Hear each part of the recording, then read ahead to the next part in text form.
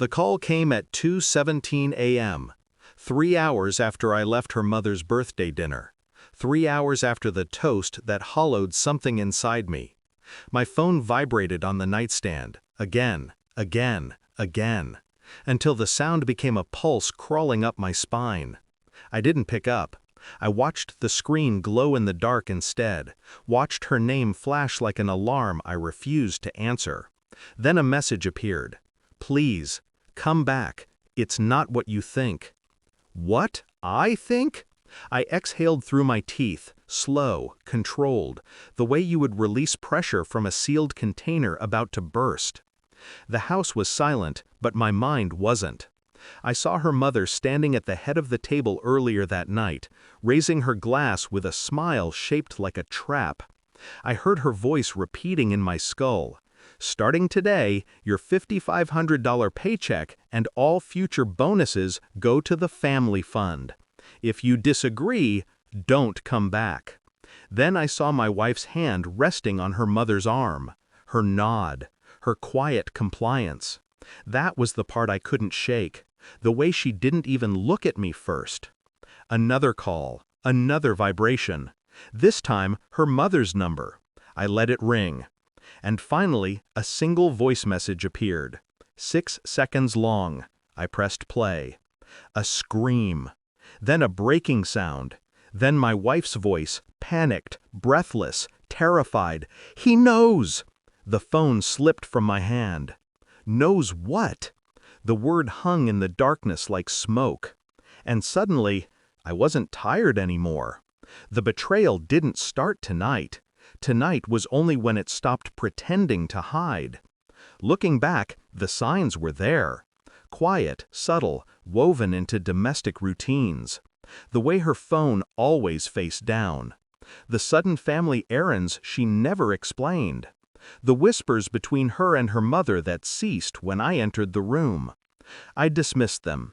People do that when they don't want to see the shape of the knife already pressed against their back. But at dinner, the knife showed itself. Her mother raised that glass like a queen declaring a decree. Everyone clapped. Everyone smiled. Except me.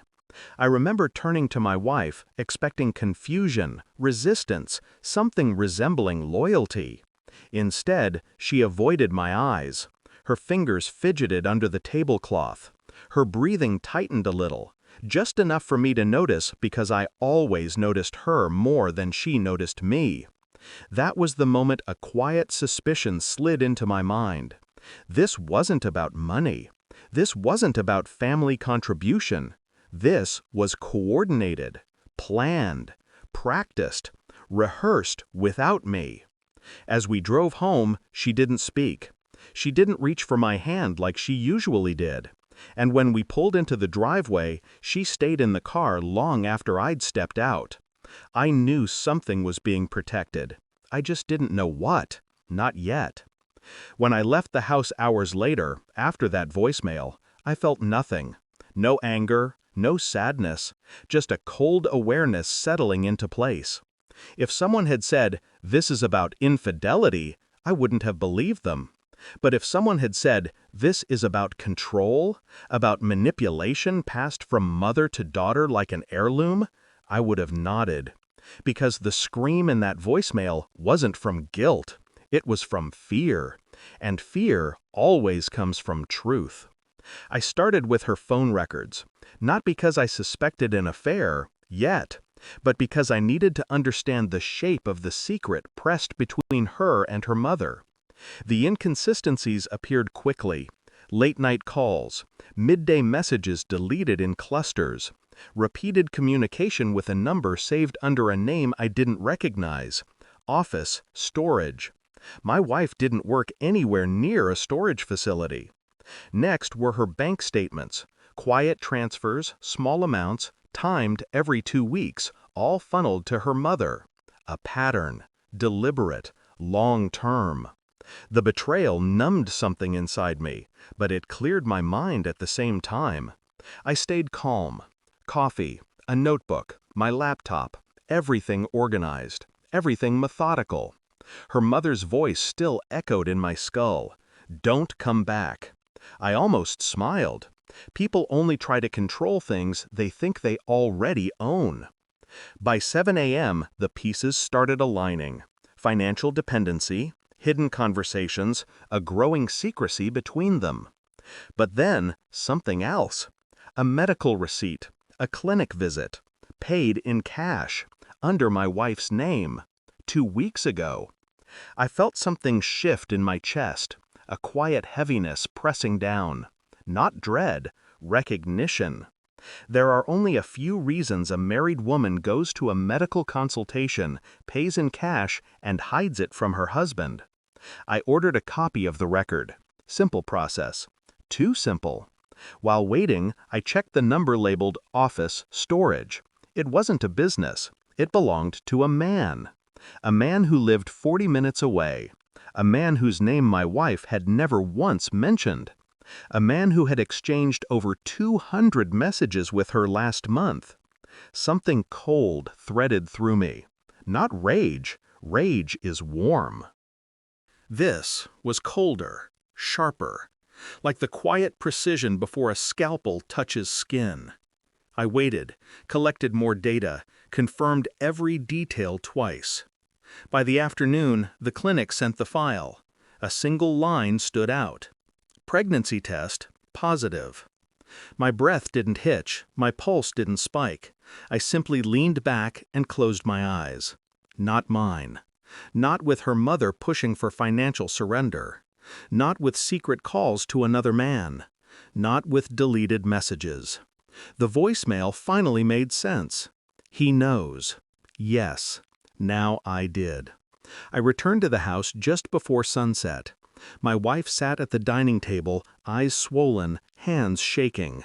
Her mother stood behind her like a guard. When they heard the door open, both froze. I placed the printed clinic report on the table between them. No words, no accusations, just paper and silence. My wife's breath collapsed. Her mother's face stiffened. I watched them both without expression. "Say something," my wife whispered. Her voice cracked like thin ice. I didn't. I simply tapped the report once, letting the truth echo in the quiet. My wife reached for it with trembling fingers. She didn't even get halfway through before the sob broke out of her. Her mother grabbed the paper from her, scanned it, then stared at me with widening horror. You misunderstood," her mother started. I raised a hand. One gesture, sharp, final. My wife folded into herself, clutching her stomach, whispering apologies that sounded rehearsed. Her mother tried to stand taller, but fear hollowed her eyes. They both expected outrage, a scene, a shattered glass, a raised voice, something explosive. Instead, I slid my wedding ring onto the table. Quiet, clean. The sound it made, metal against wood, was more violent than a scream. I pulled a second document from my pocket, the one they didn't know I had. A paternity request form, signed, filed, already approved for testing. My wife's mother moved first, reaching toward me as if her hand could undo months of deception. "Please," she said, "this will destroy." "It already did," I replied, my voice low, calm, almost bored. My wife sobbed harder. "I was going to tell you, I didn't know how." "You let your mother decide for you," I said, "even now." Her mother flinched. I leaned forward slightly, not threatening, just close enough for her to feel the truth settle between us. "You tried to take my income," I said. "You tried to bury me under your control. But you forgot something." They both looked up. "You can't control a man once he stops loving you." My wife broke. Her mother looked at her like she was the one betrayed. I stood, picked up nothing, left everything. When I reached the door, my wife whispered, barely audible, "Please, don't go." I didn't turn. "Call the father," I said. "He should be the one to stay." The night felt strangely peaceful as I walked out. Not liberating, not triumphant, just quiet. The kind of quiet that settles after a storm has uprooted everything false and left only the truth standing.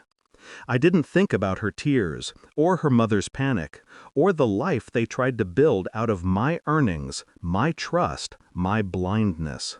I thought about the voicemail. He knows. Yes, I did. And knowledge, cold, sharp, unflinching, is the cleanest kind of revenge. I reached my car, opened the door, and felt the last thread of attachment snap somewhere inside me. Not painfully, just decisively. Some stories don't end with forgiveness. Some truths don't leave room for repair. This one ended the moment she nodded at her mother's toast. The moment she chose a side that wasn't mine. I started the engine. I didn't look back. Because the man they tried to control was gone, and the man driving away owed them nothing anymore.